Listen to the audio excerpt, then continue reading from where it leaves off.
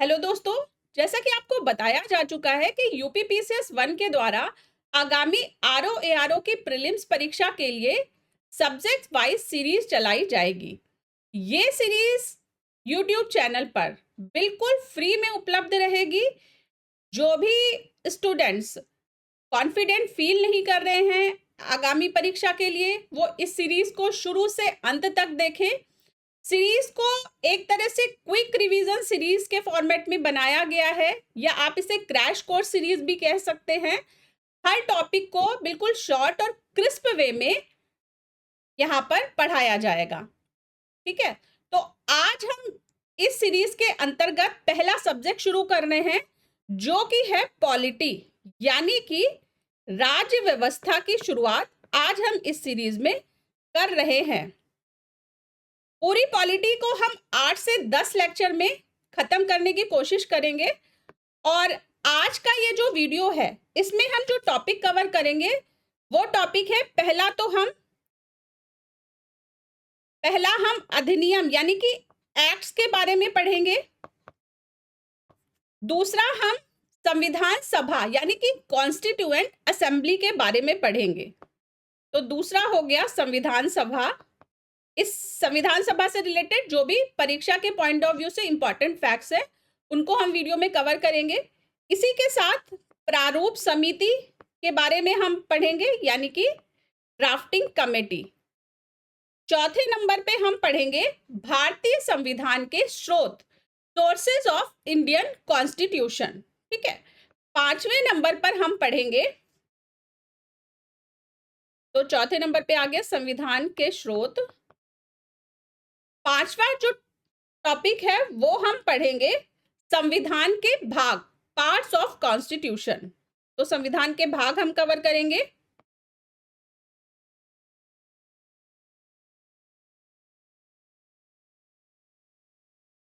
छठवें नंबर पर हम पढ़ेंगे संविधान के अनुसूचियां। ठीक है, तो शेड्यूल्स ऑफ कॉन्स्टिट्यूशन भी हम कवर करेंगे, संविधान की अनुसूचियां। क्लियर? तो ये 6 टॉपिक हैं जो हम आज के वीडियो में कवर करने वाले हैं। तो चलिए फटाफट से सीरीज को शुरू करते हैं। सीरीज को बहुत ज्यादा लंबा नहीं खींचेंगे, बहुत ही क्विक वे में रिवीजन टाइप हम सीरीज को कवर करेंगे। तो सबसे पहला जो टॉपिक था वो है इम्पॉर्टेंट एक्ट्स।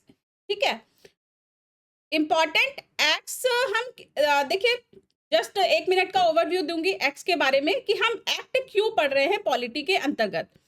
तो देखिए, जब से इतिहास की शुरुआत हुई है, तो भारत में अगर आप राज्य व्यवस्था के बारे में पढ़ेंगे तो सबसे पहले क्या होता था? सबसे पहले जन होते थे। ठीक है, अगर आप हिस्ट्री में जाएंगे, हिस्ट्री में आप वैदिक सभ्यता से शुरू करिए, तो सबसे पहले जन बने, फिर जनपद बने, फिर महाजनपद बने, फिर राज्य की स्थापना हुई। ठीक है, और ब्रिटिश आने से पहले भारत में अलग अलग भागों पर कई सारे राजाओं का शासन हुआ करता था। प्रत्येक राजा की अपनी एक अलग तरह की प्रशासन व्यवस्था हुआ करती थी।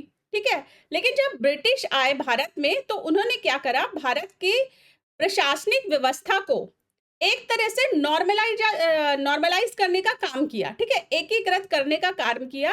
और इसी प्रशासनिक व्यवस्था के अंतर्गत समय समय पर विभिन्न तरह के एक्ट पास होते गए। पहले क्या होता था? पहले जो राजा होते थे वो अपने कुछ नियम कानून बनाते थे। ठीक है, लेकिन जब ब्रिटिश आए तो उन्हीं नियम कानूनों को ब्रिटिश ने क्या कहना शुरू कर दिया?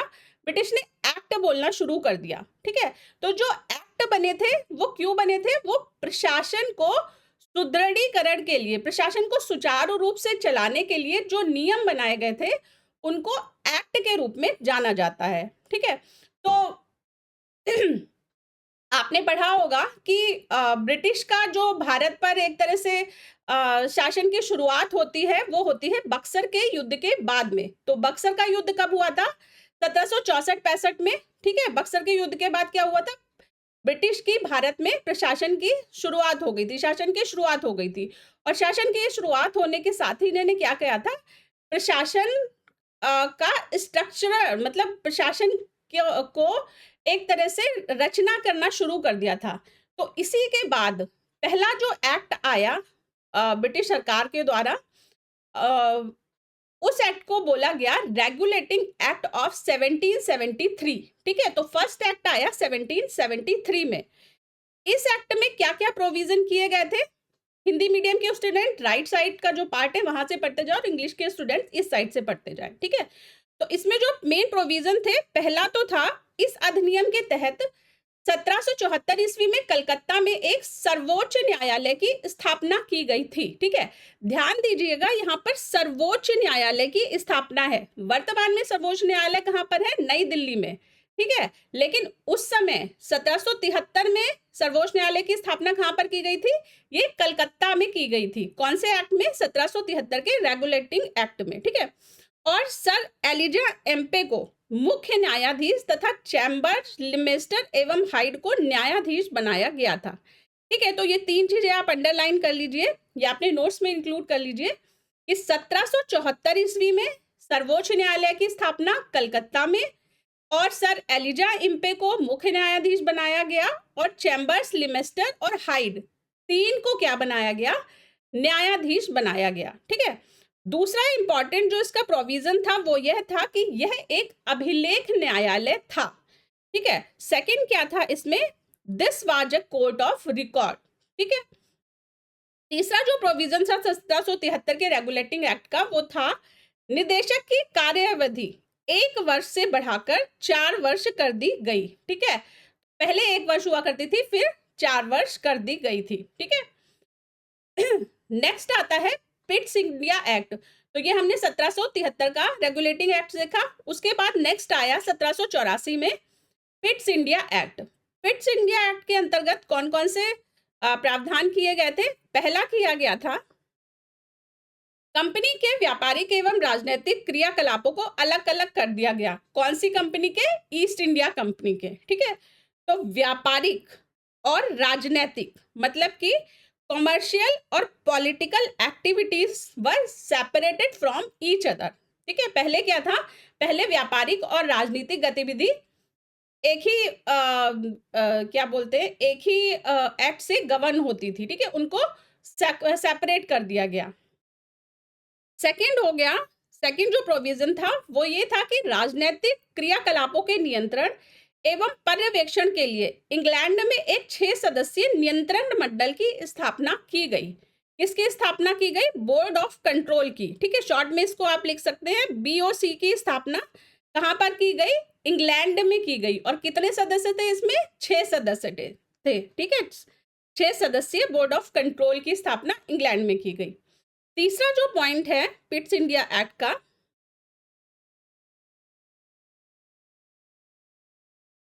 तीसरा इसका प्रोविजन था गवर्नर जनरल की परिषद की संख्या 4 से कम करके 3 कर दी गई। ठीक है, तो जो गवर्नर जनरल काउंसिल था वो पहले 4 हुआ करता था और बाद में 3 कर दिया गया।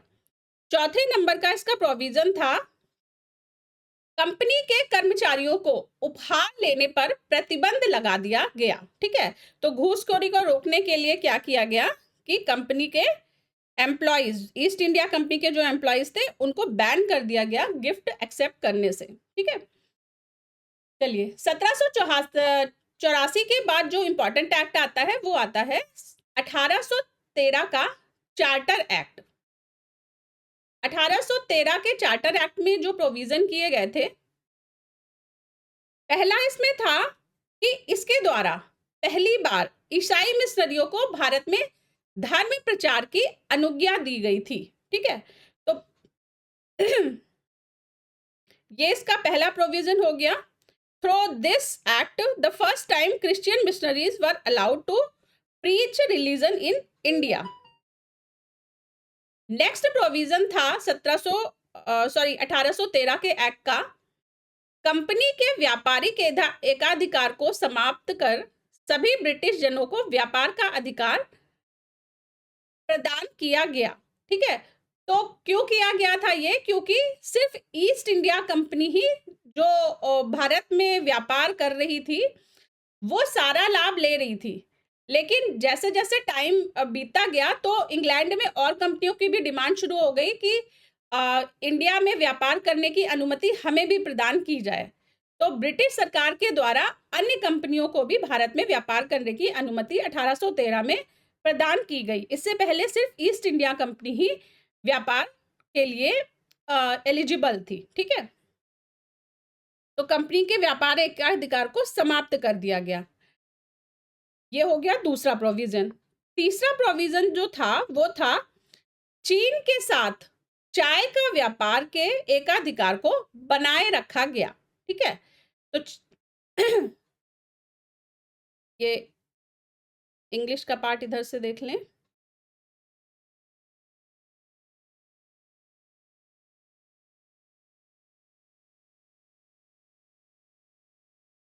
ये थर्ड पॉइंट हो गया, the monopoly of trade in T with China was maintained. चौथा जो इसका प्रोविजन था वो था भारतीयों की शिक्षा पर प्रति वर्ष 1 लाख रुपए खर्च करने का उपबंध किया गया था। ठीक है, तो 1 लाख इशू किए गए थे किसके लिए? इंडियन एजुकेशन के लिए, एजुकेशन ऑफ इंडियंस के लिए। ठीक है, तो ये 4 प्रोविजन हो गए 1813 के एक्ट के। नेक्स्ट आता है 1833 का charter act, charter act of 1833। इसमें जो प्रोविजन थे, पहला प्रोविजन था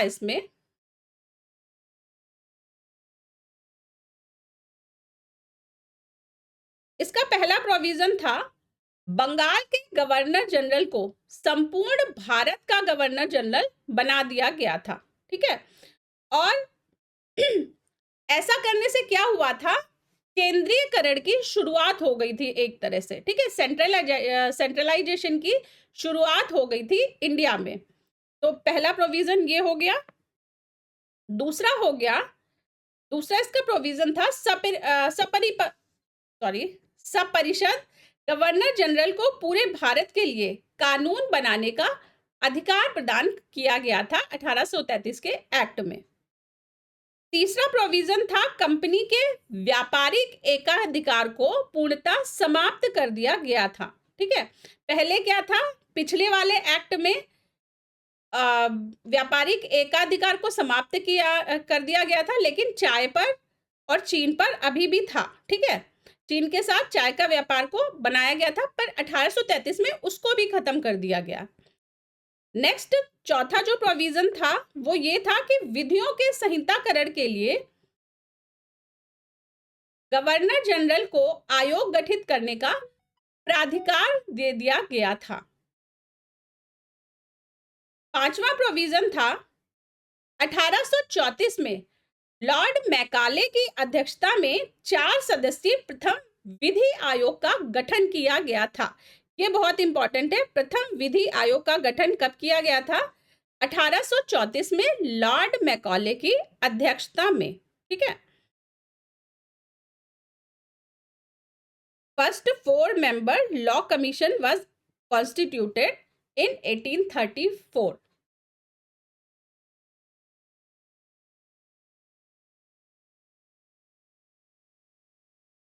अगर आप इस वीडियो की पीडीएफ चाहते हैं तो आपको एक छोटा सा काम करना है। यूपीपीसीएस 1 के द्वारा आरओ के एग्जाम के लिए एक टेस्ट सीरीज चलाई जा रही है। बहुत ही बेनिफिशियल टेस्ट सीरीज है ये। इस टेस्ट सीरीज की विशेषताएं क्या क्या है? इस टेस्ट सीरीज में आपको 10 फुल लेंथ टेस्ट प्रोवाइड किए जाएंगे, जीएस के और हिंदी के। प्रत्येक टेस्ट के बाद टेस्ट का वीडियो डिस्कशन भी किया जाएगा। प्रत्येक सब्जेक्ट के शॉर्ट नोट हिंदी और इंग्लिश में, जो कि आप ये वीडियो देख रहे हैं, तो इस वीडियो में जो आप नोट्स देख रहे हैं, इस नोट्स की पीडीएफ आपको प्रोवाइड कराई जाएगी।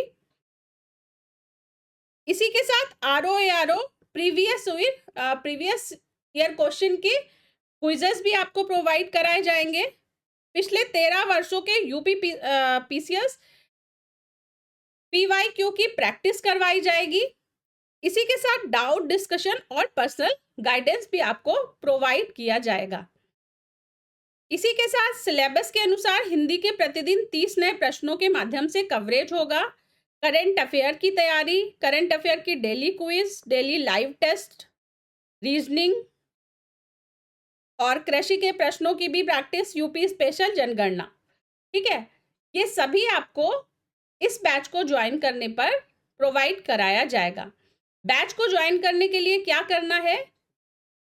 बैच को ज्वाइन करने के लिए आपको व्हाट्सएप करना है इस नीचे दिए गए नंबर पर।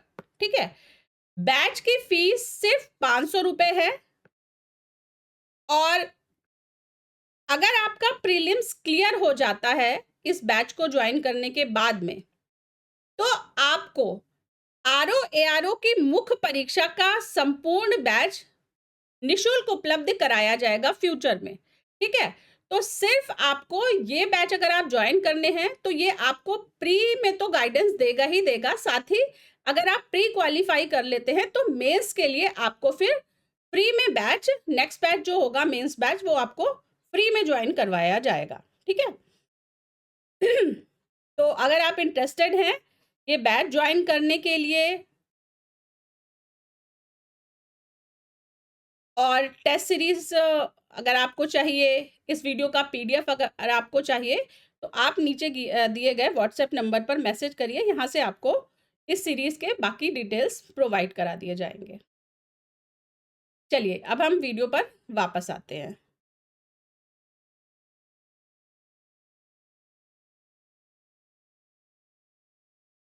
नेक्स्ट हमने 5 प्रोविजन देख लिए थे।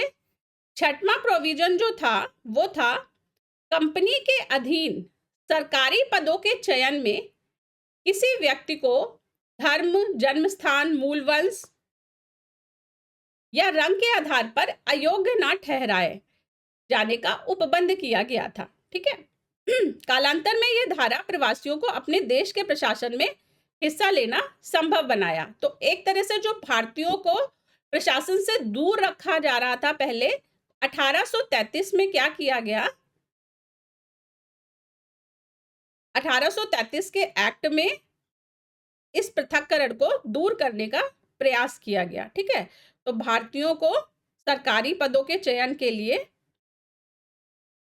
अयोग्य नहीं ठहराया जाएगा फ्यूचर में, ऐसा प्रोविजन किया गया 1833 के एक्ट में। नेक्स्ट आता है भारतीय परिषद अधिनियम 1892 1892 का इंडियन काउंसिल एक्ट। इसमें पहला प्रोविजन था विधान परिषद के कार्यों में वृद्धि की गई। इसके तहत बजट पर बहस करने की शक्ति प्रदान की गई। ठीक है, तो अब भारतीय जो थे वो बजट पर बहस भी कर सकते थे। दूसरा प्रोविजन था मतदान का अधिकार नहीं था अभी भी। तीसरा प्रोविजन था इसमें 6 दिन की पूर्व नोटिस पर कार्यपालिका से प्रश्न पूछने की अनुमति प्रदान कर दी गई थी इस एक्ट में। और क्या बोलते हैं, अनुमति मतलब नोटिस के आधार पर तो प्रश्न पूछ सकते थे, परंतु अभी भी अनुपूरक प्रश्न पूछने का अधिकार नहीं दिया गया था। ठीक है, तो पूरक प्रश्न पूछने का अधिकार नहीं दिया गया था। There was no right to ask supplementary questions। English medium के स्टूडेंट इधर जो लेफ्ट साइड में पार्ट है वहां से साथ के साथ में देखते जाएंगे। नेक्स्ट 1909 का भारतीय परिषद अधिनियम, इसको मिंटो मार्ले सुधार के नाम से भी जाना जाता है। तो पहला इंपॉर्टेंट पॉइंट हो गया कि मिंटो मार्ले सुधार किसको कहा जाता है, भारतीय परिषद अधिनियम 1909 को। दूसरा जो प्रोविजन इसमें किया गया था, इसमें मुस्लिम्स के लिए सेपरेट इलेक्टोरेट का प्रोविजन किया गया था। ठीक है, तो सेपरेट कॉन्स्टिट्यूएंसीज फॉर मुस्लिम्स, तो ये दूसरा प्रोविजन हो गया, मुसलमानों के लिए पृथक निर्वाचन। तीसरा इसमें जो प्रोविजन था वो था सांप्रदायिक प्रतिनिधित्व के सिद्धांत की शुरुआत की गई थी। ठीक है, क्योंकि अलग अलग उनका निर्वाचन दे दिया ना, धर्म के आधार पर निर्वाचन दे दिया, तो उससे क्या हुआ कि सांप्रदायिक प्रतिनिधित्व के सिद्धांत की शुरुआत हो गई थी इस एक्ट में। नेक्स्ट आता है 1909 के बाद भारत सरकार अधिनियम 1919। 1919 में पहली बार प्रत्यक्ष चुनाव प्रणाली अपनाई गई थी। ठीक है, तो इधर इंग्लिश मीडियम के स्टूडेंट देख लें। For the first time the direct election system was adopted. प्रांतों में दूसरा प्रोविजन था, प्रांतों में द्वैत शासन की शुरुआत की गई थी। इसके बाद थर्ड प्रोविजन था इसमें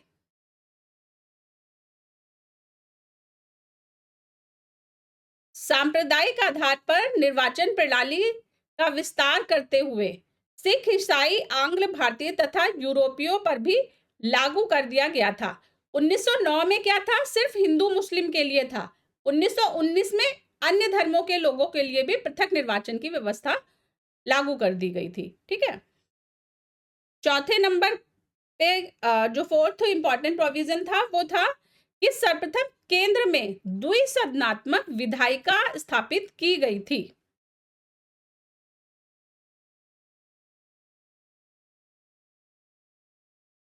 तो ये हो गया इंग्लिश मीडियम, इधर देख ले लेफ्ट साइड में। First of all A by cameral legislature was established at the centre. ठीक है, पांचवा प्रोविजन जो था वो था इस अधिनियम द्वारा भारत में एक लोक सेवा आयोग के गठन का प्रावधान किया गया था। और ये जो लोक सेवा आयोग का गठन किया गया था वो ली कमीशन की रिकमेंडेशन पर किया गया था। ठीक है, तो ली कमीशन की अनुशंसा पर क्या किया गया था, भारत में लोक सेवा आयोग का गठन किया गया था। ठीक है, 1922 से भारतीय सिविल सेवा परीक्षा भारत में होना आयोजित हुई और इसी को ही आज क्या जाना जाता है, यूपीएससी के नाम से जाना जाता है। नेक्स्ट इंपॉर्टेंट आता है भारत सरकार अधिनियम 1935, 1935 का अधिनियम। 1935 के अधिनियम में जो इंपॉर्टेंट प्रावधान थे उनको हम देख लेते हैं। पहला प्रावधान था इस अधिनियम द्वारा प्रांतों में स्थापित द्वैत शासन को समाप्त कर दिया गया और इसे केंद्र में लागू कर नए अखिल भारतीय संघ की स्थापना की गई। ठीक है, तो क्या किया गया था, by this act the dual rule established at the state was abolished and implementing it at the center a new all India federation was established। ठीक है, नेक्स्ट इसका जो प्रोविजन था भारत सरकार अधिनियम 1935 का, वो प्रोविजन था भारत में संघीय न्यायालय की स्थापना की गई। 1 अक्टूबर 1937 से यह न्यायालय कार्यरत हो गया। पहले क्या था, पहले कलकत्ता में सर्वोच्च न्यायालय था। ठीक है, अभी क्या हो गया कि भारत में संघीय न्यायालय की स्थापना कर दी गई। संघीय न्यायालय से मतलब federal court was established in India in October from 1 अक्टूबर 1937। ठीक है, इट बिकेम फंक्शनल।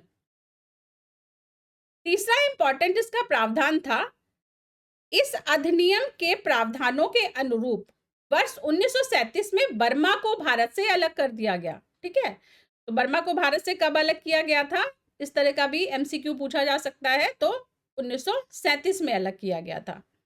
और कौन से एक्ट के अंतर्गत ये आया था, तो 1935 के भारत सरकार अधिनियम के अंतर्गत बर्मा को भारत से अलग किया गया था। ठीक है, चौथे नंबर पर प्रांतों में स्वायत्त शासन की स्थापना की गई थी।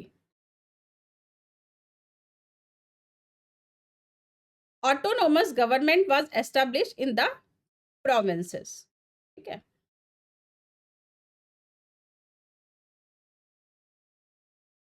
तो यहां पर प्रांतों होगा, प्रांतों में। पांचवें नंबर का प्रोविजन था यह अधिनियम भारतीय संविधान का प्रमुख स्रोत है। इस अधिनियम द्वारा केंद्र एवं प्रांतों के मध्य शक्तियों का विभाजन किया गया था। देखिए, ऐसा नहीं है कि इसमें 5 प्रोविजन थे, पर ये जो नोट्स हैं इसमें जैसे आप जब लर्न करते हैं ना, तो ज़्यादा अच्छा रहता है कि अगर आप नंबरिंग कर लें, जो आपने शॉर्ट नोट बनाए हैं उनकी भी नंबरिंग कर लें और फिर उसके अकॉर्डिंग आपको लर्न करें। तो फिर एग्ज़ाम में आपको रिकॉल करने में आसानी रहती है कि जैसे कि 5 पॉइंट थे, अच्छा तो 5वां कौन-सा पॉइंट था, पहला कौन-सा पॉइंट था। तो इसलिए ये 1, 2, 3, 4 नंबरिंग मैं कर रही हूँ, नहीं तो एज़ सच नंबरिंग की ज़रूरत नहीं है, सिर्फ़ ये बुलेट पॉइंट्स ही हैं, ठीक है? तो बहुत सारे प्रोविज़न थे पर यहाँ पर जो एग्ज़ाम के पॉइंट ऑफ व्यू से इम्पोर्टेंट प्रोविज़न थे, उनको ही स्लाइड में लिया गया है। तो ये सभी हो गए भारत सरकार अधिनियम 1935 के इम्पोर्टेंट प्रोविजंस और इसी के साथ हमारे जो इम्पोर्टेंट एक्ट्स थे वो खत्म हो गए। ठीक है। अब हम नेक्स्ट देखते हैं संविधान सभा के बारे में। तो संविधान सभा और संविधान निर्माण की प्रक्रिया से रिलेटेड जो भी इम्पोर्टेंट फैक्ट्स है एग्जाम के लिए उनको हम देख लेते हैं। तो पहला है कि भारतीयों की ओर से संविधान सभा की सर्वप्रथम मांग 1934 में रांची में स्वराज पार्टी ने की थी। ठीक है। तो संविधान सभा की सर्वप्रथम मांग कब हुई थी? 1934 में। कहां पर? रांची में। और किसने की थी? स्वराज पार्टी ने की थी। ठीक है। नेक्स्ट है औपचारिक रूप से संविधान सभा के विचार का प्रतिपादन 1984 में एमएन रॉय ने किया था। ठीक है। तो 1934 में स्वराज पार्टी ने मांग की थी पर वो अनौपचारिक थी। औपचारिक रूप से क्या मतलब क्या होता है? जैसे लिखित में। ठीक है। लिखित में या और भी कोई औपचारिक माध्यम से जो मांग की गई थी वो की थी 1934 में एमएन रॉय जी ने। ठीक है। तो ये जब भी आप मतलब एमसीक्यू सॉल्व करें तो उसमें देख लीजिएगा कि औपचारिक दिया है या सर्वप्रथम दिया है, तो उसके अकॉर्डिंग फिर राइट आंसर पर क्लिक करना है। ठीक है। टिक करना है, सॉरी क्लिक नहीं करना। ऑफलाइन मोड में एग्जाम होता है, ऑनलाइन में नहीं होता। चलिए नेक्स्ट पॉइंट है एक निर्वाचित संविधान सभा द्वारा भारत के संविधान का निर्माण करने का प्रस्ताव सर्वप्रथम क्रिप्स मिशन द्वारा किया गया था। क्रिप्स मिशन कब आया था? यह आया था 1942 में। ठीक है। अब हम देख लेते हैं कैबिनेट मिशन के कुछ प्रावधान। कैबिनेट मिशन आया था 1946 में। अभी हम क्या पढ़ रहे हैं? अभी हम पढ़ रहे हैं पॉलिटी सब्जेक्ट, और पॉलिटी सब्जेक्ट में हम जो पढ़ रहे हैं ये अलग अलग एक्ट और मिशन, ये क्या है? ये एक तरह से जो वर्तमान में संविधान भारत का संविधान है उसका इतिहास है। ठीक है। तो ये जो एक्ट्स आए, ये जो मिशंस आए, ये क्या है? धीरे धीरे चेंज होते स्टेप बाय स्टेप क्या हुआ कि भारत के वर्तमान संविधान का निर्माण हुआ। तो हम वर्तमान को तो पढ़ेंगे ही पर उसी के साथ हमको उसकी हिस्ट्री भी जाननी जरूरी है। इसलिए ये हम अलग अलग एक्ट और जो भी मिशन आए हैं तो उनके क्या प्रोविजन थे उनको भी साथ ही समझना भी जरूरी है, और इसीलिए ये सभी चीजें एग्जाम में भी दी जाती हैं। ठीक है। चलिए नेक्स्ट कैबिनेट मिशन 1946 हम देख लेते हैं। तो 24 मार्च 1946 को यह मिशन भारत पहुंचा था।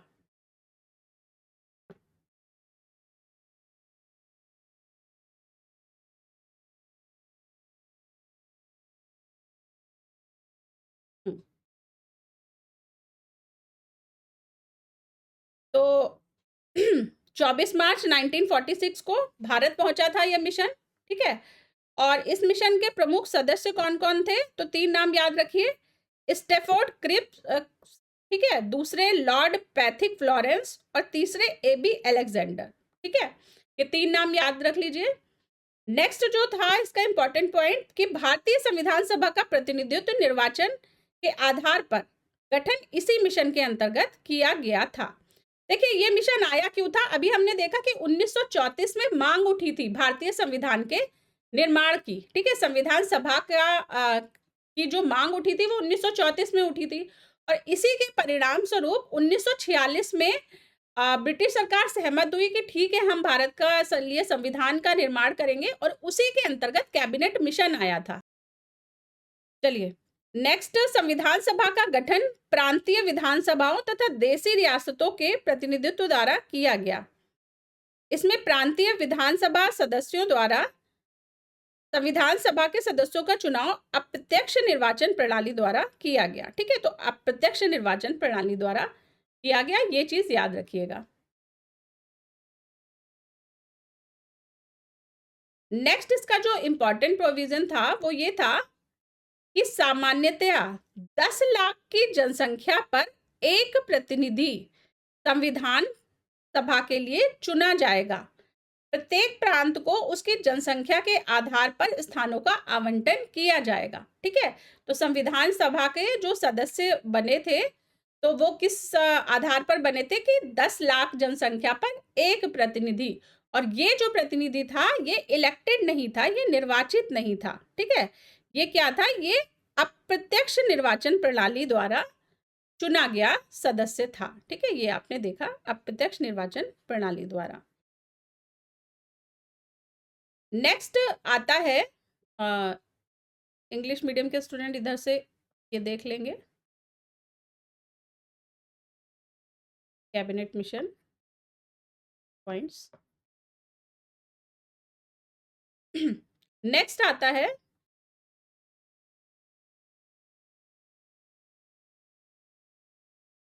अंतरिम सरकार का गठन।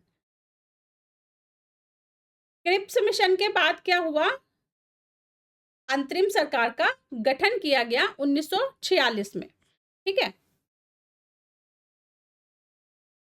कैबिनेट मिशन योजना के तहत 1 अगस्त 1946 को लॉर्ड बेवेल ने कांग्रेस अध्यक्ष जवाहरलाल नेहरू को अंतिम सरकार के गठन का निमंत्रण दे दिया।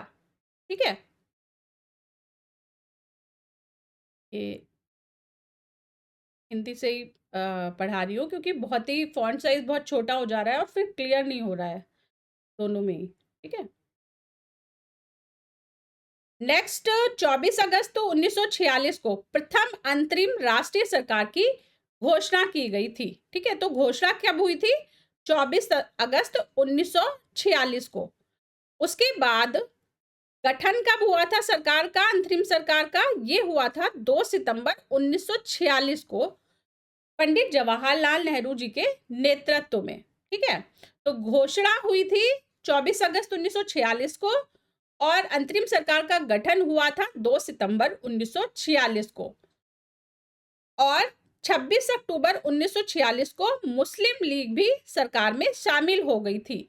शुरुआत में मुस्लिम लीग शामिल नहीं थी, पर 26 अक्टूबर 1946 को मुस्लिम लीग भी अंतरिम सरकार में शामिल हो गई थी, जो कि बाद में पाकिस्तान का गठन होने के बाद फिर संविधान सभा से अलग भी हो गई। ठीक है,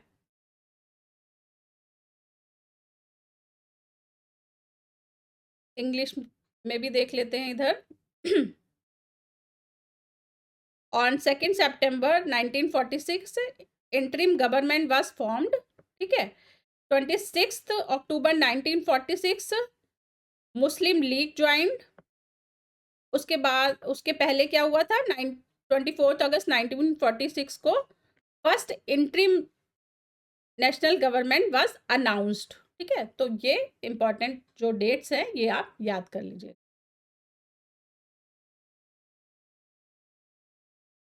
नेक्स्ट हम देख लेते हैं कि अंतरिम सरकार के मंत्रिमंडलीय सदस्य कौन कौन से थे, जो कि एग्जाम पॉइंट ऑफ व्यू से इंपॉर्टेंट है और एमसीक्यू में अक्सर इसके बारे में प्रश्न पूछे जाते हैं।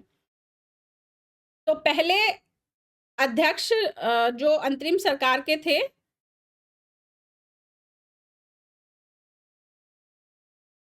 अध्यक्ष थे वायसराय वेवल। ठीक है, जवाहरलाल नेहरू विदेशी मामले तथा राष्ट्रमंडल मामलों के मंत्री थे।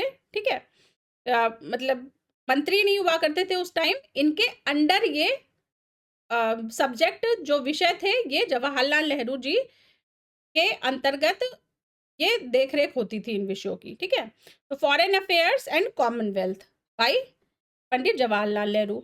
उसके बाद वल्लभ भाई पटेल के अंतर्गत गृह सूचना तथा प्रसारण, होम इंफॉर्मेशन एंड ब्रॉडकास्टिंग। ठीक है, फिर डॉक्टर जॉन मैथाई जी के अंतर्गत उद्योग तथा आपूर्ति मामले, यानी कि industry and supply, under doctor John Mathai. Next CS Bhabha. CS Bhabha के अंतर्गत कार्य खान एवं बंदरगाह, वर्क माइंस एंड पोर्ट्स। उसके बाद राजेंद्र प्रसाद जी के अंतर्गत खाद्य एवं कृषि, फूड एंड एग्रीकल्चर। और जगजीवन राम जी के अंतर्गत श्रम यानी कि लेबर अफेयर्स। ठीक है। नेक्स्ट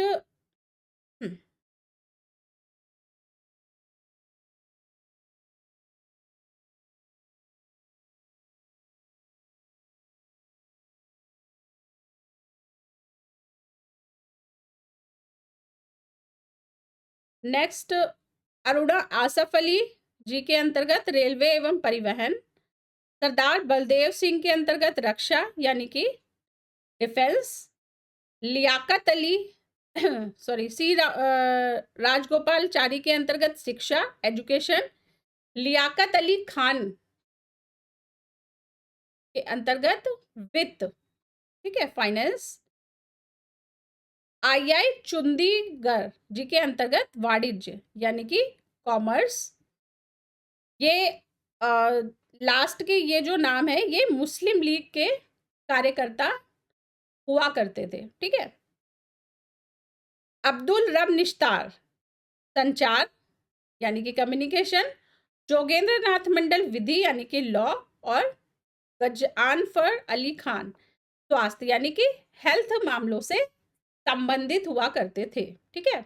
और ये जो लास्ट के 1 2 3 4 5 लियाकत अली खान, आई चुंदीगढ़, अब्दुल रब निश्तार, जोगेंद्र नाथ मंडल और गजानफर अली खान, ये सभी मुस्लिम लीग के सदस्य थे। ठीक है। चलिए नेक्स्ट हम संविधान सभा के बारे में इंपॉर्टेंट फैक्ट्स देख लेते हैं।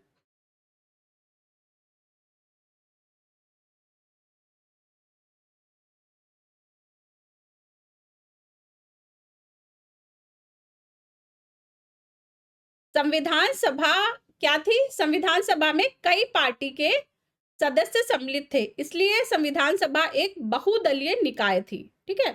तो संविधान सभा बहुदलीय निकाय थी और संविधान सभा के सदस्यों का चुनाव प्रांतीय विधानसभा के सदस्यों द्वारा अप्रत्यक्ष निर्वाचन के आधार पर हुआ था। ठीक है। कर, संपत्ति और शैक्षणिक योग्यता के आधार पर मताधिकार प्रदान किया गया। सभी लोगों को मताधिकार का दर्जा प्राप्त नहीं था। ठीक है। तो जैसा कि आज आप देखते हैं कि सभी लोगों को वोटिंग राइट्स उपलब्ध है, पर जब संविधान सभा का गठन हुआ था उस टाइम पर भारत के सभी नागरिकों को वोटिंग राइट्स वो अवेल नहीं कर सकते थे। ठीक है। लेकिन अभी क्या है, भारत के प्रत्येक नागरिक को सार्वभौमिक मताधिकार का अधिकार भारत सरकार द्वारा प्रोवाइड किया गया है। और ये प्रोविजन कहाँ किया गया है? ये भारत के संविधान में ये प्रोविजन किया गया है। ठीक है। तो ये जो जिनको वोटिंग राइट्स मिले थे उस समय संविधान सभा में वोट करने के लिए, उनको किस आधार पर वोटिंग राइट्स मिले थे? कर, संपत्ति और शैक्षणिक योग्यता के आधार पर वो वोट कर सकते थे। ठीक है। तो आपके पास पैसे होने चाहिए, आप टैक्स पेयर होने चाहिए और इसी के साथ आप एजुकेटेड होने चाहिए थे, तभी आपको वोटिंग राइट्स दिए मतलब उस समय प्रोवाइड किए जा सकते थे। ठीक है। नहीं तो नहीं। चलिए अब इंपॉर्टेंट फैक्ट देख लेते हैं संविधान सभा के बारे में। कुल सदस्य संख्या 389, ब्रिटिश प्रांत से 292, देशी रियासतों से 93 और कमिश्नरी क्षेत्र से 4 सदस्य संविधान सभा में थे। ठीक है। महिला सदस्यों की संख्या 15 थी। ये बहुत इंपॉर्टेंट फैक्ट है कि महिला सदस्य कितनी थी संविधान सभा में? तो 15 थी। अनुसूचित जाति 26 और अनुसूचित जनजाति के 33 सदस्य उपस्थित थे। संविधान सभा की पहली बैठक हुई थी 9 दिसंबर 1946 को। और कहां पर ये बैठक हुई थी? ये हुई थी नई दिल्ली के संविधान हॉल में। ठीक है।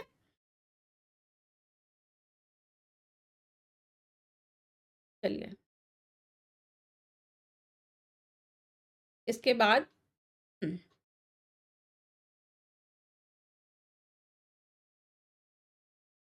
जब संविधान आपने देखा कि संविधान सभा की पहली जो बैठक हुई थी वो 9 दिसंबर 1946 को हुई थी नई दिल्ली में, ठीक है। इस समय पर डॉक्टर सच्चिदानंद सिन्हा को अस्थाई अध्यक्ष बनाया गया था, ठीक है। अस्थाई अध्यक्ष बनाया गया था, ये याद रखिएगा। और एच.सी. मुखर्जी को उपाध्यक्ष बनाया गया था।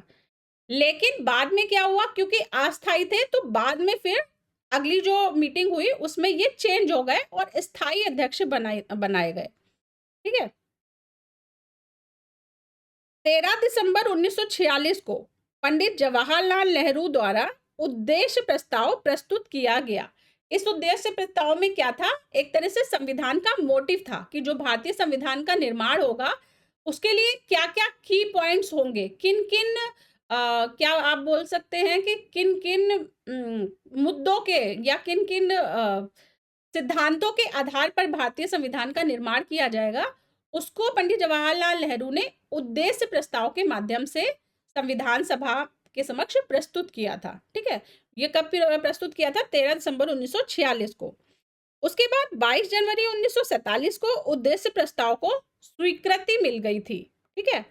तो प्रस्ताव प्रस्तुत किया था 13 दिसंबर को और उसके बाद एक महीने से ज्यादा टाइम के बाद, मतलब कि 22 जनवरी 1947 को इसको प्रस्ताव को स्वीकृति मिल गई थी, ठीक है।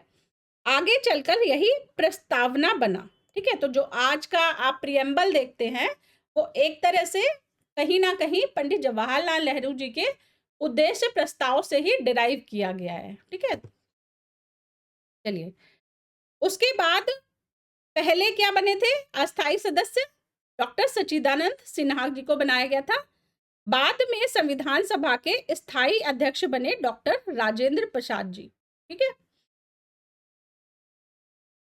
भारतीय संविधान के निर्माण में 2 वर्ष 11 माह 18 दिन का समय लगा, ठीक है। तो जो टोटल भारतीय संविधान की पहली बैठक शुरू हुई थी और जब लास्ट में साइन हो गए सबके, संविधान पारित हो गया, तो टोटल टाइम लगा था 2 वर्ष 11 माह 18 दिन का, ठीक है। और कुल 11 अधिवेशन हुए थे इस दौरान और 26 नवंबर 1949 को 11वां अधिवेशन हुआ था, ठीक है। भारत के संविधान की अंतिम बैठक 24 जनवरी 1950 को हुई थी, ठीक है। और इसको 12वां अधिवेशन भी कहते हैं। भारतीय संविधान के निर्माण के समय बी.एन. राव को संवैधानिक सलाहकार नियुक्त किया गया था। तो बी.एन. राव कौन थे, ये संवैधानिक सलाहकार थे, ठीक है।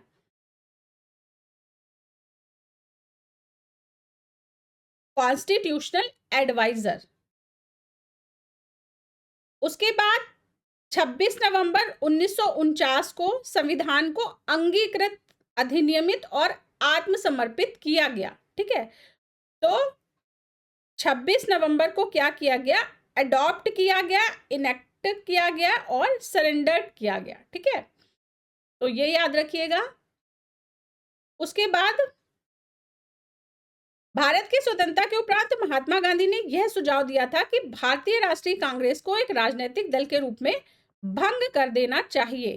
क्यों भंग कर देना चाहिए राष्ट्रीय कांग्रेस को, क्योंकि भारतीय राष्ट्रीय कांग्रेस का निर्माण भारत की स्वतंत्रता के लिए किया गया था और एक बार भारत को स्वतंत्रता मिल गई तो इसका जो मोटिव था, मतलब जो स्थापना का जो मोटिव था वो तो पूरा हो गया। अब क्या करना चाहिए कि अब भारतीय राष्ट्रीय कांग्रेस को राजनीतिक दल के रूप में भंग कर देना चाहिए, ऐसा महात्मा गांधी जी ने कहा था, पर ऐसा हुआ नहीं। ग्रेनविल ऑस्टिन जी ने कहा था संविधान सभा के बारे में, बहुत ही इंपॉर्टेंट इनका स्टेटमेंट था कि संविधान सभा कांग्रेस थी और कांग्रेस भारत था, ठीक है। तो संविधान का निर्माण किसके लिए किया गया था, भारत के लिए किया गया था।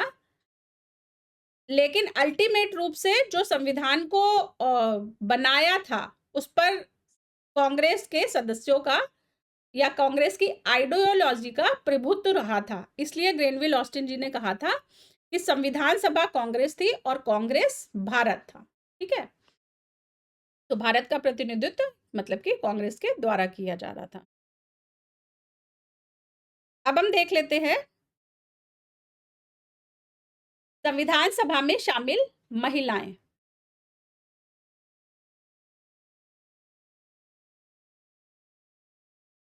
तो हमने पहले देखा कि संविधान सभा में कुल 15 महिलाएं उपस्थित थी, ठीक है। संविधान सभा की में सदस्यों के रूप में 15 महिलाएं थी, ठीक है।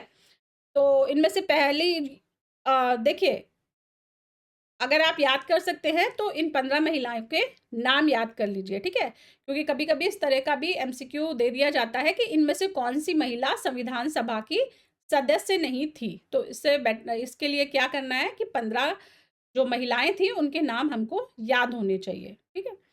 तो पहली थी इसमें से सुचेता कृपलानी जी, दूसरी विजय लक्ष्मी पंडित, तीसरी पूर्णिमा बनर्जी, चौथी कमला चौधरी, पांचवी बेगम इजाइज रसूल, छठवीं राजकुमारी अमृता कौर, सातवीं सरोजनी नायडू जी, आठवीं हंसा मेहता, नवीं जी दुर्गाबाई, 10वीं दक्षायनी वेलायुधन, 11वीं मालती चौधरी, 12वीं अम्मू स्वामीनाथन, 13 रेणुका राय, 14 लीना रॉय, 15 नंबर पे एनी मस्करीनी, ठीक है। तो ये 15 नाम आप लर्न कर लीजिए अच्छी तरह से।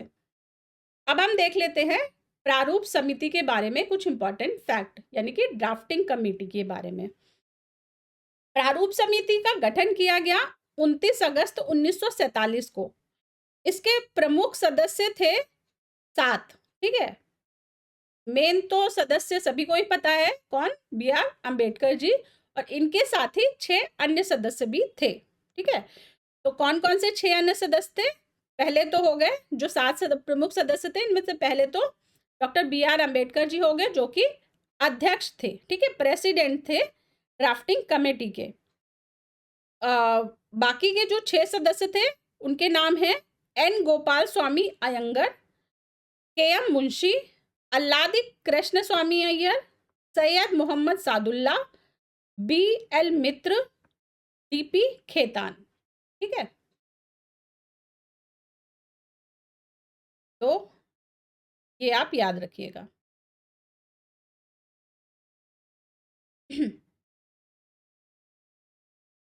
नेक्स्ट हम देख लेते हैं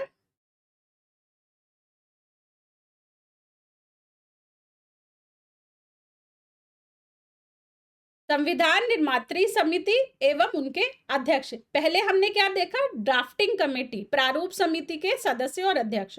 अब हम देख रहे हैं संविधान निर्मात्री समिति, यानी कि कॉन्स्टिट्यूएंट असेंबली कमेटी और उसके चेयरमैन, ठीक है।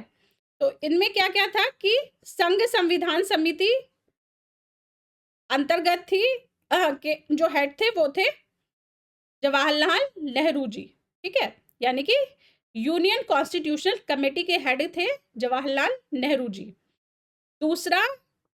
दूसरी समिति थी प्रांतीय संविधान समिति, इसके हेड थे सरदार वल्लभ भाई पटेल, ठीक है, प्रोविंशियल कॉन्स्टिट्यूशनल कमेटी। तीसरी थी मूल अधिकार एवं अल्पसंख्यक समिति, फंडामेंटल राइट्स एवं माइनॉरिटीज कमेटी, इसके हेड थे सरदार वल्लभ भाई पटेल जी, ठीक है।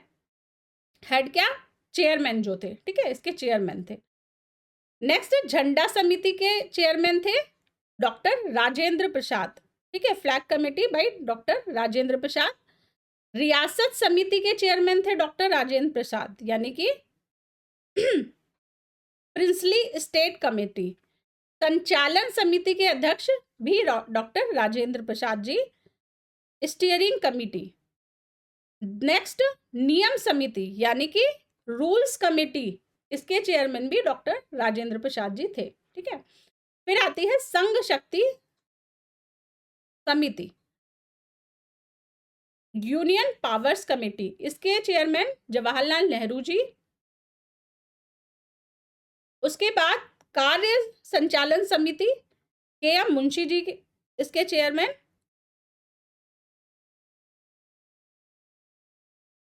ऑर्डर ऑफ बिजनेस कमेटी, ठीक है। नेक्स्ट, मूल अधिकार उप समिति के अध्यक्ष JB Kripalani ji. Fundamental rights sub committee. Next, अल्पसंख्यक उप समिति के अध्यक्ष एच.सी. मुखर्जी, माइनॉरिटी सब कमेटी के चेयरमैन एच.सी. मुखर्जी, और लास्ट में राज्य समिति के जवाहरलाल नेहरू जी, स्टेट कमेटी। ठीक है, तो ये संविधान निर्मात्री समिति और उनके अध्यक्ष हो गए। नेक्स्ट हम देख लेते हैं कि भारतीय संविधान के स्रोत क्या क्या हैं। तो स्रोत जो मुख्यतः लिया गया है वो है ब्रिटिश संविधान से, मतलब भारतीय संविधान एक तरह से क्या है, कई देशों से के संविधानों को पढ़ने के बाद उसमें से जो भी अच्छी चीजें थी उनको एक्सट्रैक्ट करके भारतीय संविधान में डाला गया। तो एक तरह से क्या है कि भारतीय संविधान अलग अलग देशों से लिए गए विभिन्न तरह के प्रावधानों को मिक्स करके बनाया गया है। तो कौन कौन से प्रोविजन हैं और वो कौन कौन से देश से संबंधित है उनको हम देख लेते हैं। तो पहला स्रोत है कि ब्रिटिश संविधान से क्या क्या लिया गया है भारतीय संविधान में।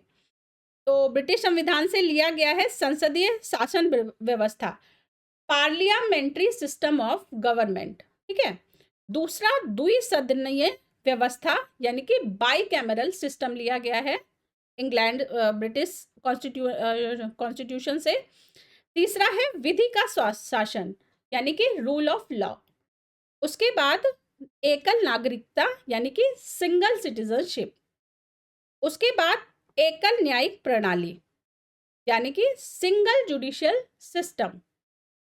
फिर विधि निर्माण की प्रक्रिया, लॉ मेकिंग प्रोसेस, और विधायिका के सदस्यों के विशेषाधिकार, privileges of members of the legislature. तो ये मुख्य प्रोविजन है जो कि भारतीय संविधान में ब्रिटिश संविधान द्वारा ब्रिटिश संविधान से लिए गए हैं। ठीक है, नेक्स्ट आयरलैंड से देख लेते हैं क्या लिया गया है।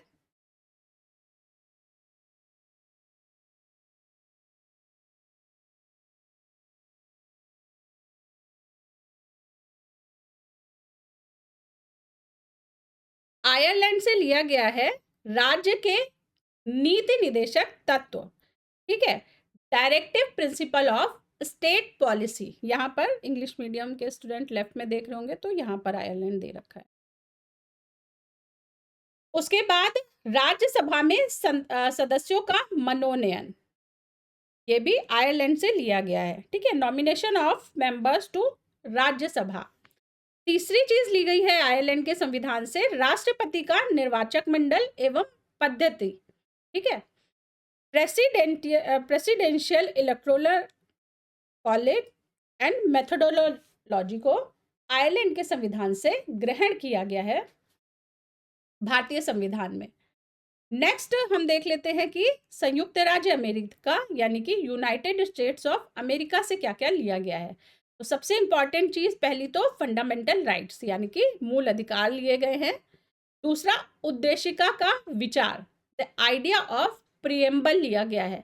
अगर आप भारत का प्रियम्बल यानी कि भारत की प्रस्तावना को पढ़ेंगे और अमेरिका की प्रस्तावना को पढ़ेंगे, अमेरिका के संविधान की प्रस्तावना का, उनकी जो लैंग्वेज है वो सिमिलर लैंग्वेज है। ठीक है, एक जैसी, जैसे हम भारत के लोग से शुरू होता है ना, उसी तरह के यूनाइटेड स्टेट्स ऑफ अमेरिका के संविधान में भी इसी तरह की लैंग्वेज से, इसी तरह के शब्दों से शुरू होता है प्रियम्बल।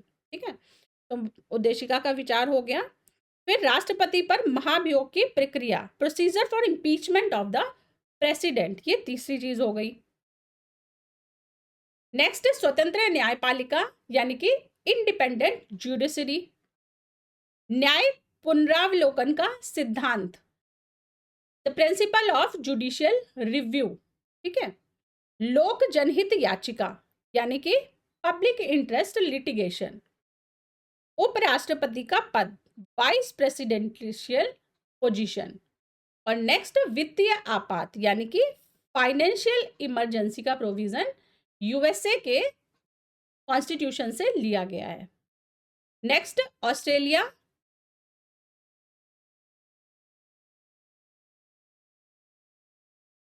ऑस्ट्रेलिया के संविधान से लिया गया है, एक तो प्रस्तावना की भाषा ली गई है, ठीक है, लैंग्वेज ऑफ द प्रियम्बल, समवर्ती सूची यानी कि कंकरेंट लिस्ट, केंद्र राज्य संबंध यानी कि सेंटर स्टेट रिलेशंस, और सदनों की संयुक्त बैठक यानी कि joint meeting of the parliament, ठीक है, ये लिए गए हैं ऑस्ट्रेलिया के संविधान से।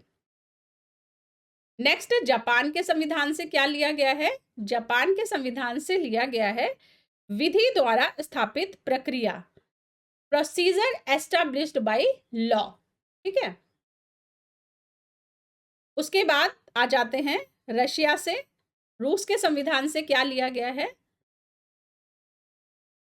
रूस के संविधान से लिए गए हैं मूल कर्तव्य, ठीक है। तो रूस हमारा क्या है? फ्रेंड है ना, फ्रेंड कंट्री है, तो दोस्त का हेल्प करना क्या होता है? हमारा मूल कर्तव्य होता है, इस तरह से याद कर लीजिए। तो फंडामेंटल ड्यूटीज हो गई। नेक्स्ट, प्रस्तावना में न्यायिक आदर्श, ठीक है, प्रस्तावना में न्यायिक आदर्श, judicial ideals in the preamble. फिर फ्रांस पे आ जाते हैं। फ्रांस से क्या क्या लिया गया है? फ्रांस से लिया गया है एक तो गणतंत्रात्मक शासन प्रणाली यानी कि रिपब्लिकन सिस्टम ऑफ गवर्नमेंट। उसके बाद स्वतंत्रता, समानता तथा बंधुत्व का सिद्धांत लिया गया है यानी कि principle of liberty, equality and fraternity, ठीक है। Next, Germany. जर्मनी से लिया गया है आपात उपबंध यानी कि इमरजेंसी प्रोविजंस। नेक्स्ट, भारत शासन अधिनियम, जो 1935 का भारत शासन अधिनियम था, उससे भी भारत के संविधान में कुछ उपबंध, कुछ प्रोविजंस लिए गए थे। तो कम से कम इसमें है कि लगभग 250 अनुच्छेद भारत शासन अधिनियम से वर्तमान भारतीय संविधान में लिए गए हैं, ठीक है। नेक्स्ट, कनाडा से देख लेते हैं। कनाडा से क्या क्या लिया गया है? कनाडा से लिया गया है संघीय शासन प्रणाली यानी कि फेडरल सिस्टम ऑफ गवर्नमेंट। दूसरा, सशक्त केंद्र यानी कि स्ट्रॉन्ग सेंटर। फिर राज्यपाल की नियुक्ति यानी कि अपॉइंटमेंट ऑफ गवर्नर। अविशिष्ट शक्तियों का सिद्धांत, डॉक्ट्रिन ऑफ रेजिडुअल पावर्स, ठीक है। तो ये लिए गए हैं कनाडा के कॉन्स्टिट्यूशन से। नेक्स्ट आते हैं दक्षिण अफ्रीका के कॉन्स्टिट्यूशन से क्या क्या लिया गया है।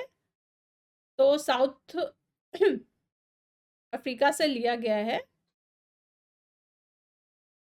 एक तो लिया गया है संविधान संशोधन पद्धति यानी कि कॉन्स्टिट्यूशनल अमेंडमेंट मेथड्स। राज्यसभा के सदस्यों का निर्वाचन यानी कि election of members of Rajya Sabha, ठीक है। तो ये हो गए हमारे संविधान के स्रोत खत्म। अब हम देख लेते हैं संविधान के भाग। संविधान के कौन कौन से भाग हैं? तो संविधान को 22 भागों में विभक्त किया गया है और आपको सारे के सारे 22 भाग में कौन कौन से विषय हैं उनको लर्न करना है, ठीक है। तो सिर्फ की पॉइंट्स के माध्यम से आप इसको लर्न करने की कोशिश करिए, ठीक है। सभी होने चाहिए क्योंकि इस तरह के क्वेश्चन जो होते हैं वो डायरेक्ट संविधान के इस भाग में कौन सा विषय है, इस तरह के क्वेश्चन भी आते हैं और मैच द फॉलोइंग में भी इस तरह के क्वेश्चन दिए जाते हैं, ठीक है।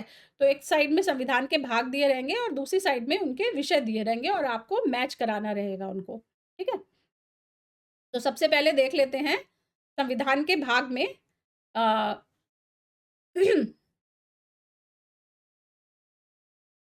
संविधान के भाग 1 का विषय है संघ और उसका राज्य क्षेत्र। संविधान, भारतीय संविधान का भाग 1 अनुच्छेद 1 से लेकर अनुच्छेद 4 तक विस्तारित है, ठीक है। The union and it's territory.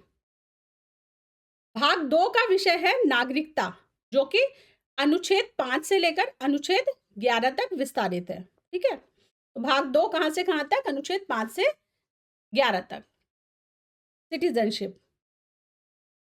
भाग 3 में मौलिक अधिकार यानी कि फंडामेंटल राइट्स के बारे में है और ये अनुच्छेद 12 से लेकर 35 तक, ठीक है।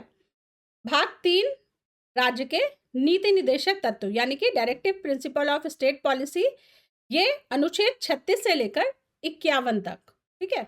तो ये अनुच्छेद भी इंपॉर्टेंट है, ये भी आप याद रख लीजिएगा कि भाग जो संविधान के भाग है उसमें कौन से अनुच्छेद से लेकर कौन से अनुच्छेद तक इनका एक्सपेंशन है, ठीक है। भाग 4 का में मौलिक कर्तव्य जो कि अनुच्छेद 51 का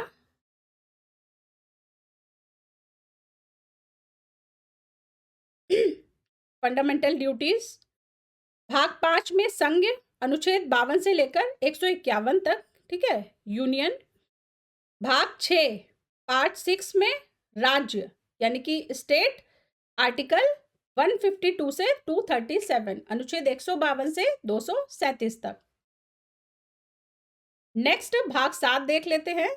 भाग 7 का विषय है भाग 7 एक्चुअली रिपील्ड है, ये निरसित कर दिया गया था 1956 में 7वें संविधान संशोधन के द्वारा, ठीक है। तो ये अभी क्या है, ये रिपील्ड है, ठीक है, bye 7th constitutional amendment in 1956। भाग 8 में संघ राज्य क्षेत्र अनुच्छेद 239 से लेकर 242 तक यानी कि यूनियन टेरिटरीज।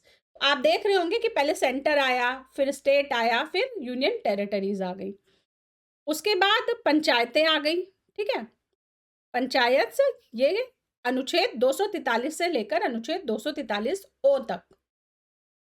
उसके बाद नगर पालिकाएं आ गई 9 का में, ठीक है, इंग्लिश में पार्ट 9A में, ठीक है।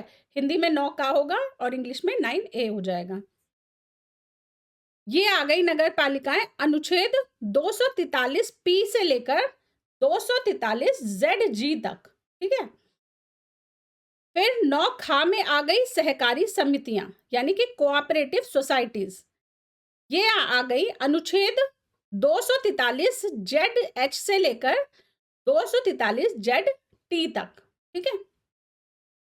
नेक्स्ट भाग 10 में आ जाती हैं अनुसूचित एवं जनजातीय क्षेत्र यानी कि शेड्यूल्ड एंड ट्राइबल एरियाज। ये आ जाते हैं अनुच्छेद 244 और 244 का में, ठीक है, 244 244A में। नेक्स्ट भाग 11 में आ जाते हैं संघ तथा राज्यों के मध्य संबंध अनुच्छेद 245 से लेकर 263 तक, ठीक है, relations between the union and the states. उसके बाद भाग 12 में आ जाते हैं वित्त संपत्ति संविधाएं व वाद, ठीक है, और ये अनुच्छेद 264 से लेकर 300 का तक। पार्ट 12 में finance property contracts and disputes article 264 to 300A। Next भाग 13 में आ जाता है भारत के राज्य क्षेत्र के भीतर व्यापार, वाणिज्य तथा समागम। ये आ जाते हैं अनुच्छेद 301 से लेकर 307 तक, ठीक है। Trade, commerce and intercourse within the territory of India article 301 to 307। Next भाग 14 में आ जाते हैं संघ एवं राज्यों के अधीन सेवाएं अनुच्छेद 308 से लेकर 323 तक। Part 14 services under the union and the states. Next भाग 14 का में आ जाते हैं अधिकरण यानी कि ट्रिब्यूनल्स आ जाते हैं अनुच्छेद 323 का से 323 खा तक, 323A टू 323B तक। नेक्स्ट भाग 15 में आ जाता है निर्वाचन यानी कि इलेक्शंस आ जाते हैं अनुच्छेद 324 से लेकर 329 का तक, आर्टिकल 324 टू 329A। नेक्स्ट भाग 16 में कुछ वर्गों के संबंध में विशेष उपबंध अनुच्छेद 330 से लेकर 342 का तक। Special provisions in respect of certain classes article 332 342A। Clear. Next भाग 17 में आ जाती है राजभाषा यानी कि ऑफिशियल लैंग्वेज, ये आ जाती है अनुच्छेद 343 से लेके 351 तक, आर्टिकल 343 टू 351। नेक्स्ट भाग 18 में आपात उपबंध आ जाते हैं, अनुच्छेद 352 से 360 तक, इमरजेंसी प्रोविजंस 352 टू 360। नेक्स्ट भाग 19 में प्रकीर्ण, अनुच्छेद 361 से 367 तक, प्रकीर्ण मतलब miscellaneous, article 361 to 367।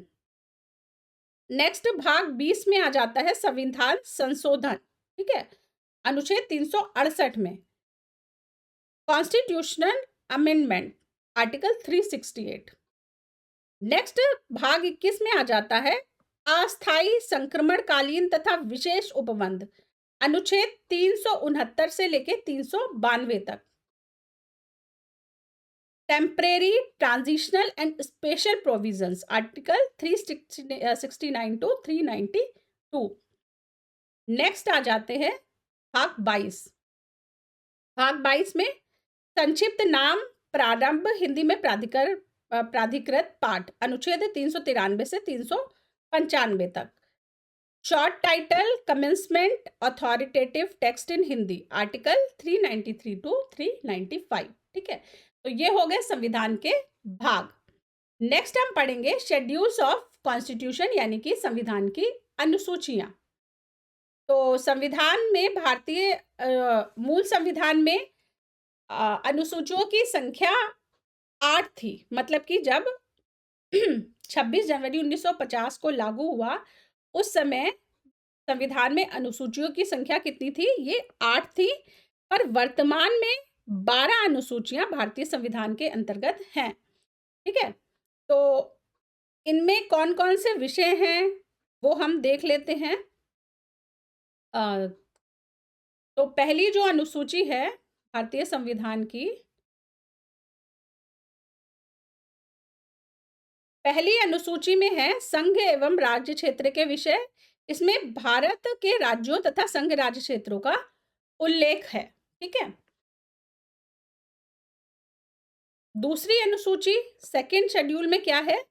Second schedule में प्रमुख पदाधिकारियों जैसे राष्ट्रपति, राज्यपाल, लोकसभा अध्यक्ष, राज्यसभा के सभापति, उच्चतम न्यायालय के न्यायाधीश आदि को प्राप्त होने वाले वेतन, पेंशन और भत्तों का उल्लेख है, ठीक है।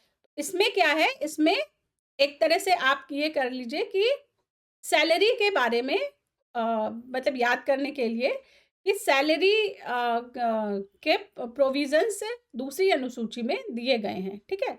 तो पहले में क्या हो गया? संघ एवं राज्य क्षेत्र, और दूसरी में सैलरी, पेंशन और अन्य जो अलाउंसेस होते हैं उनके बारे में दिया गया है।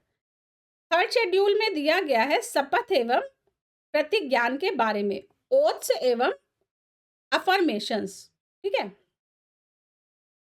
चौथी अनुसूची में दिया गया है राज्यसभा का प्रतिनिधित्व, राज्यसभा में सीटों का आवंटन, representation in the state assembly, allocation of seats in Rajya Sabha.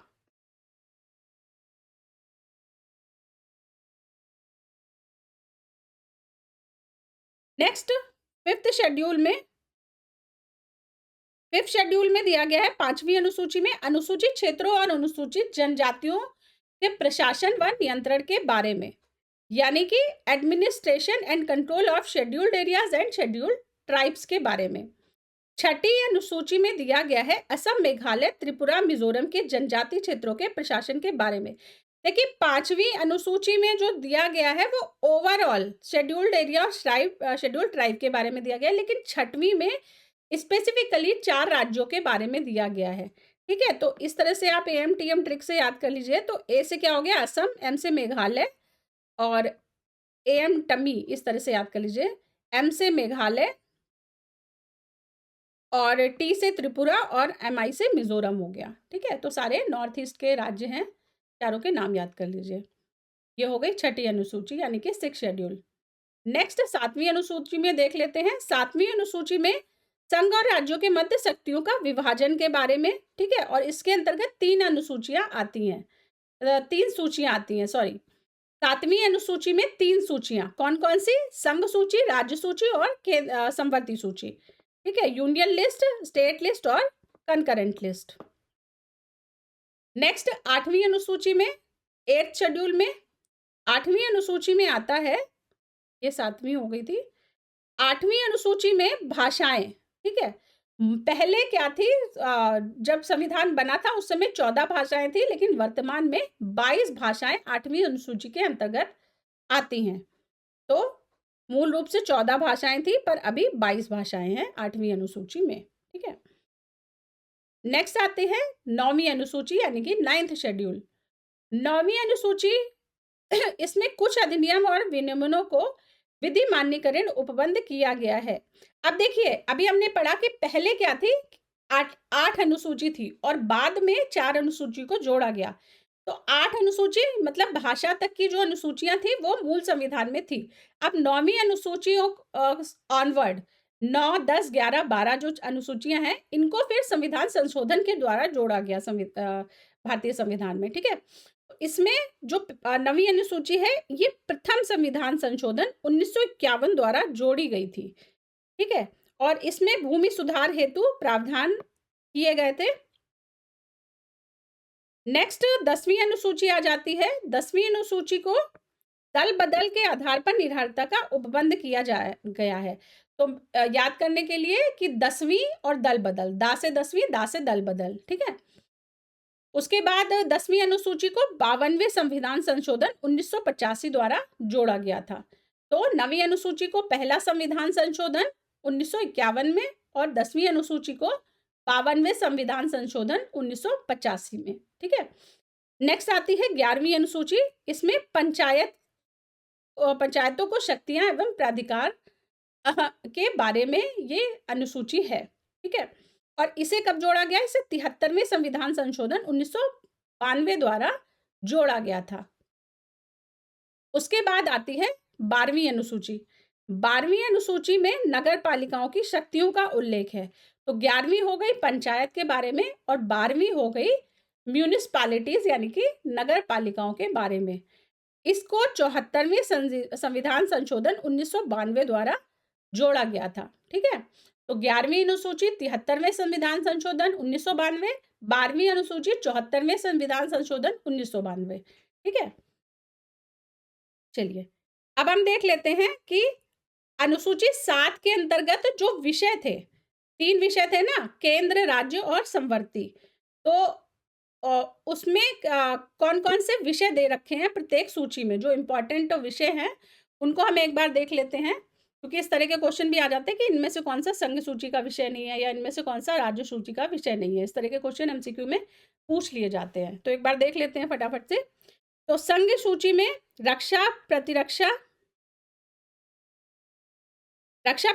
यानी कि डिफेंस, विदेशी मामले फॉरेन अफेयर्स, नागरिकता सिटीजनशिप, संचार कम्युनिकेशंस, परमाणु ऊर्जा एटॉमिक एनर्जी, बीमा इंश्योरेंस, शेयर बाजार यानी कि स्टॉक मार्केट, बंदरगाह यानी कि पोर्ट्स, बैंक, जनगणना यानी कि सेंसस, आयकर यानी कि इनकम टैक्स, निगम कर यानी कि कॉर्पोरेट टैक्स, सेवा कर यानी कि सर्विस टैक्स, रेलवे यानी कि रेलवेज, ठीक है, रेलवे ही होता है, डाक यानी कि पोस्ट, और खनिज प्रत्यर्पण यानी कि मिनरल्स और एक्सट्राडिशन विषय शामिल किए गए हैं, ठीक है। नेक्स्ट आती है स्टेट लिस्ट। स्टेट लिस्ट के जो विषय हैं राज्य सूची के, वो है लोक व्यवस्था यानी कि पब्लिक ऑर्डर, ठीक है, पुलिस, उसके बाद भूमि कृषि यानी कि लैंड और एग्रीकल्चर, लोक स्वास्थ्य यानी कि पब्लिक हेल्थ। तो आप जो देखते होंगे कि जिला अस्पताल जो है, वो जिला अस्पताल किसके अंतर्गत होते हैं? वो राज्य सरकार के अंतर्गत आते हैं, ठीक है। सिंचाई क्या हो गया? इरिगेशन, गैस, मेला यानी कि फेयर्स, उसके बाद पशुपालन यानी कि एनिमल हस्बेंड्री, कारागार यानी कि प्रिजन, स्थानीय सुशासन लोकल सेल्फ गवर्नमेंट, शराब यानी कि लिकर, भू राजस्व यानी कि लैंड रेवेन्यू, कृषि आय पर कर यानी कि टैक्स ऑन एग्रीकल्चरल इनकम, और रेलवे पुलिस, ठीक है। तो ये क्या हो गए? ये स्टेट लिस्ट के अंतर्गत आते हैं। अब हम देख लेते हैं समवर्ती सूची यानी कि जो केंद्र के अंतर्गत भी आएंगे और जो राज्य के अंतर्गत भी आएंगे, सेंटर और स्टेट दोनों के अंतर्गत।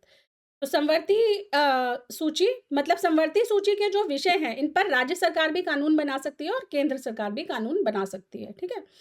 तो समवर्ती सूची के अंतर्गत आ गए शिक्षा यानी कि एजुकेशन, वन, फॉरेस्ट, जनसंख्या नियंत्रण, पॉपुलेशन कंट्रोल, विवाह यानी कि मैरिज, तलाक यानी कि डिवोर्स, कारखाना यानी कि फैक्ट्री, मजदूर संघ यानी लेबर यूनियन, स्वच्छता यानी कि क्लीनलीनेस, सैनिटेशन यानी कि क्लीनलीनेस या सैनिटेशन, विद्युत इलेक्ट्रिसिटी, वन्य जीव जंतु, वाइल्ड लाइफ एनिमल्स और आर्थिक व सामाजिक योजनाएं, ठीक है, इकोनॉमिक एंड सोशल प्लान्स। तो ये 7वीं अनुसूची के विषय, अनुसूची 7 के जो विषय थे उनके अंतर्गत ये 3 सूचियां दी गई हैं, ठीक है। तो इसी के साथ आज की क्लास को मैं ख़त्म करती हूँ। अगर आपको इस वीडियो की पीडीएफ चाहिए तो आप यूपीपीसीएस 1 की टेस्ट सीरीज़ ज्वाइन कर लीजिए और नेक्स्ट वीडियो में फिर से मिलती हूँ नेक्स्ट लेक्चर में, और इसके आगे के जो टॉपिक्स हैं पॉलिटी के वो हम नेक्स्ट वीडियो में कवर करेंगे।